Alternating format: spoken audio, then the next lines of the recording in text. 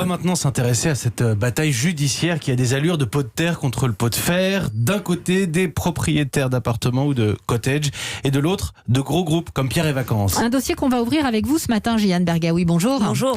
Ces géants du tourisme refusent de payer les loyers du premier confinement à leurs investisseurs. Leur justification, la pandémie les a obligés à fermer les villages vacances, style Center Park. C'est un cas de force majeure, voilà. Alors ça concerne d'abord combien de personnes ? Eh bien, ça concerne 20 000 particuliers. Je vous donne un exemple. Alexis, père de famille, il a acheté en 2011 un cottage Center Parks au cœur de la Sologne au prix de 255 000 €. Le principe, pendant 9 ans, Pierre et Vacances lui verse un loyer garanti, quoi qu'il arrive, tous les mois. Sauf qu'en juin, surprise, Alexis reçoit un courrier du groupe qui refuse de payer toute la durée du confinement. Ça représente 2 600 € de manque à gagner.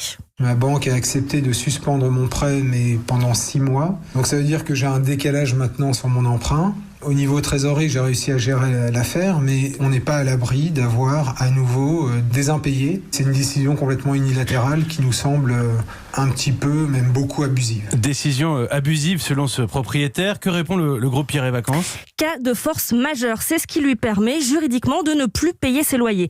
Le groupe estime que c'est une question de survie. Le confinement lui a fait perdre plus de 300 millions d'euros.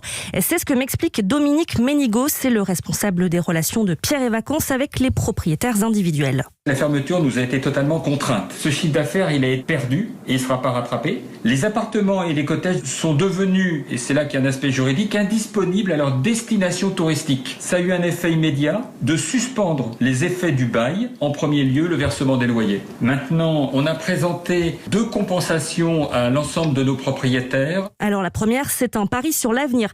Si le chiffre d'affaires de l'année prochaine est supérieur à celui de l'an dernier, eh bien la différence serait alors partagée entre le groupe et les propriétaires. La deuxième, c'est une prolongation de bail.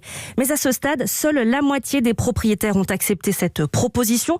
10 000 refusent encore de la signer. C'est le cas de Patrick qui assigne le groupe en justice. Moi, je pense que c'est un marché de dupes et surtout dans l'avenant qu'il propose, il y a une clause qui dit qu'on renonce à tout recours. Donc moi, je l'ai lu, j'ai dit ça, je signe pas. J'ai halluciné, quoi, quand même. Je trouve vraiment pas ça correct.